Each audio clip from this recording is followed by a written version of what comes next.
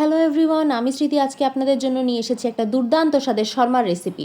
শর্মা আপনারা অনেকেই হয়তো আগে খেয়েছেন, কিন্তু আজকে আমি যেভাবে বানাবো ঠিক সেইভাবে ট্রিপস অ্যান্ড ট্রিকগুলো আপনারা স্টেপ বাই স্টেপ ফলো করে আমার মতো একবার বানিয়ে দেখবেন। ইনশাল্লাহ আপনাদের খুব ভালো লাগবে।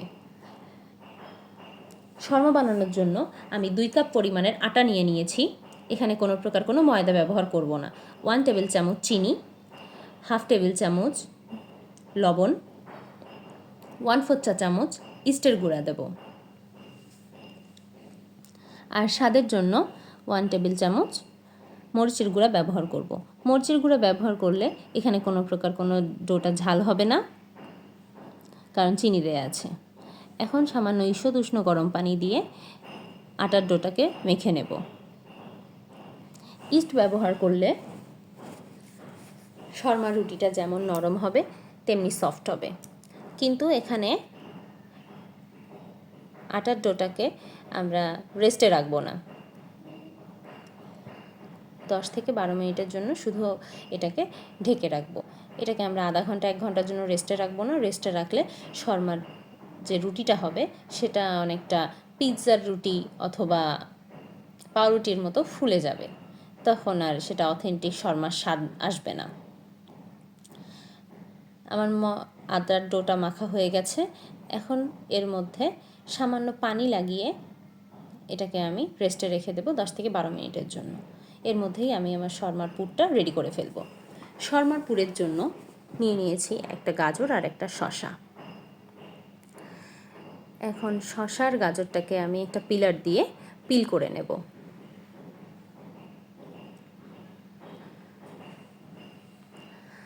পিল করা হয়ে গেলে গাজর আর শসাটাকে একবার পানি দিয়ে ধুয়ে একটা গ্রেটার দিয়ে এগুলোকে গ্রেট করে নেব ভালো করে।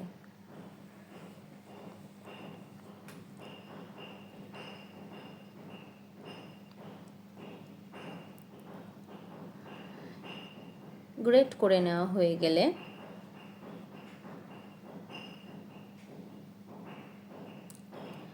আমি শসাটাকেও গ্রেট করে নেব। পুরো গাজরটা আমি গ্রেট করে নিইনি। 1/3 পরিমাণের গাজর এখানে গ্রেট করা হয়েছে।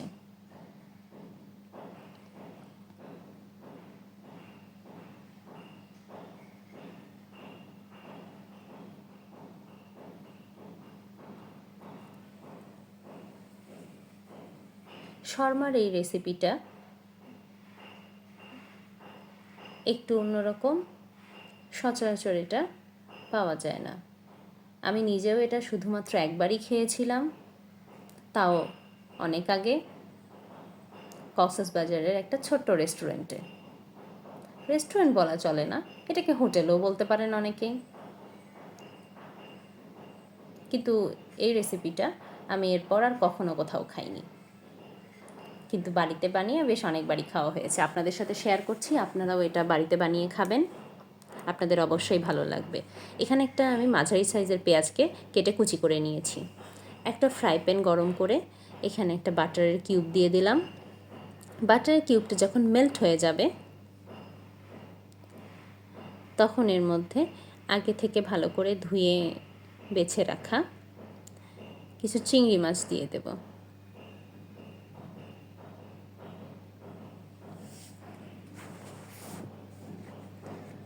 এক চা চামচ লবণের সাথে চিংড়ি মাছগুলোকে আমি একটু ব্লেন্ড করে নেব।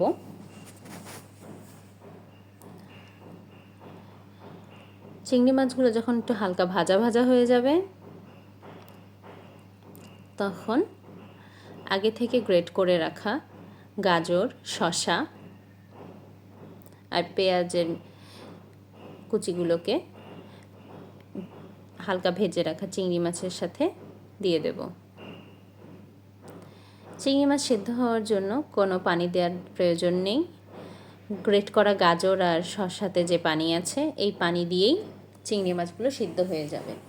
আর খেয়াল রাখতে হবে এগুলোকে ওভারকুক করা যাবে না। পেঁয়াজগুলোকে হালকা ক্রাঞ্চি থাকা অবস্থাতে এটাকে নামিয়ে ফেলতে হবে। যখনই দেখব যে পানিটা শুকিয়ে আসবে শসা আর গাজরের, ঠিক সেই পর্যায়ে নামিয়ে নেব।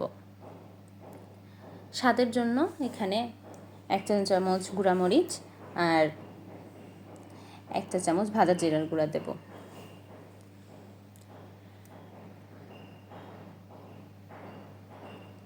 যখনই পানিটা শুকিয়ে আসবে তার ঠিক আগে আগে আমি কিছু কিমা করে রাখা মুরগির মাংস, ফ্রিজে এগুলো আগে থেকেই ছিল ফ্রোজেন করা, এগুলো আমি দিয়ে দিচ্ছি।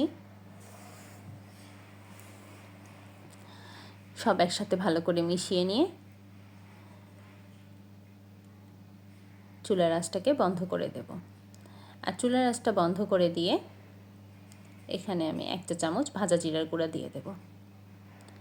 চুলার আঁচটা বন্ধ করে এই কাজটা করলে ফ্লেভারটাও খুব ভালো আসে।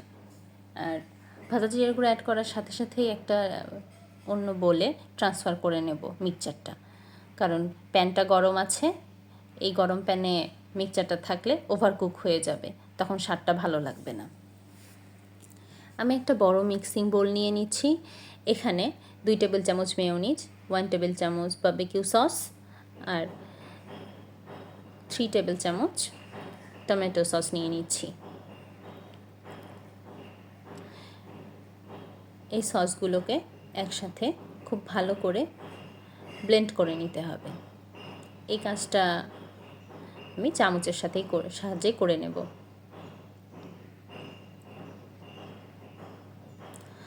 সসগুলো খুব ভালো করে মেশানো হয়ে গেছে। এখন এই সসের মিক্সচারের মধ্যে আমি আগে থেকে হালকা ব্লাঞ্চ করে রাখা সবজিগুলোকে দিয়ে দিচ্ছি।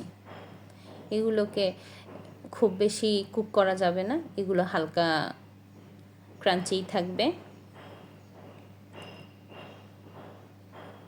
সেই পর্যায়ে এগুলোকে নামিয়ে ফেলতে হবে চুলা থেকে। আমার শর্মার ভিতরের পুরটা রেডি হয়ে গেছে। এখন শর্মা রুটিটা বানিয়ে নেব। শর্মা রুটি বানানোর জন্য একটু সিম্পল গোল রুটি বানিয়ে নেব প্রথমে। তারপর আমরা বাড়িতে যেভাবে সচরাচর চারকোনা পরোটা বানাই, এই পরোটার যে চারকোনা ভাঁজটা আছে, সামান্য তেল ব্রাশ করে এই পরোটার ভাঁজটা আমি দিয়ে নেব।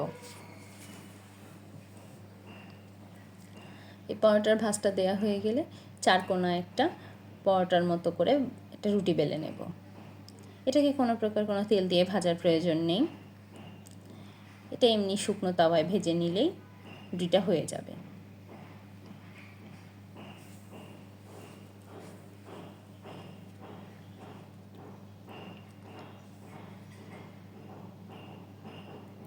আপনারা অবশ্যই বাড়িতে একবার এই চিংড়ি মাছের শর্মাটা বানিয়ে খেয়ে দেখবেন।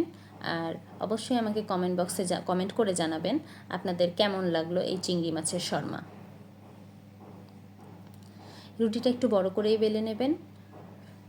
চুলায় একটা ফ্রাই প্যান বসিয়ে সেটাতে রুটিটাকে উল্টে পাল্টে ভেজে নেব। রুটিটা হালকা ভাজা হয়ে গেলে উল্টে দেব, আর এভাবে উল্টিয়ে এপিট ওপিট করে রুটিটাকে ভালো করে ভেজে নিতে হবে। রুটিটাকে চারপাশ থেকে সমানভাবে ভেজে নেওয়া হয়ে গেলে এখন শর্মাটা রেডি করব। আমি একটা ফয়েল পেপার কেটে নিয়েছি, তার উপরে রুটিটাকে রেখে শর্মার পুরটা দিয়ে দিচ্ছি। এখন সিম্পলি শর্মার একটা রাউন্ড শেপ দিয়ে নিলেই শর্মা রেডি হয়ে যাবে। এরকম আরও অনেক ইউনিক ভিডিও পেতে আপনারা আমার চ্যানেলটিকে সাবস্ক্রাইব করুন, আমার চ্যানেলকে লাইক, শেয়ার অ্যান্ড আমাকে কমেন্ট করে আমার চ্যানেলটিকে গ্রো করতে সাহায্য করুন। আর আপনারা যখন বাড়িতে এই জিনিসটা বানিয়ে খাবেন আমাকে অবশ্যই কমেন্ট করে জানাবেন আপনাদের কেমন লাগলো। তৈরি হয়ে গেল আমার অত্যন্ত মজাদার সুস্বাদু চিংড়ি মাছের শর্মা। আপনারা অবশ্যই খাবেন এবং আত্মীয় স্বজনকেও খাওয়াবেন। আশা করি আপনাদের সবার অনেক ভালো লাগবে এই চিংড়ি মাছের শর্মা। Thank you everyone.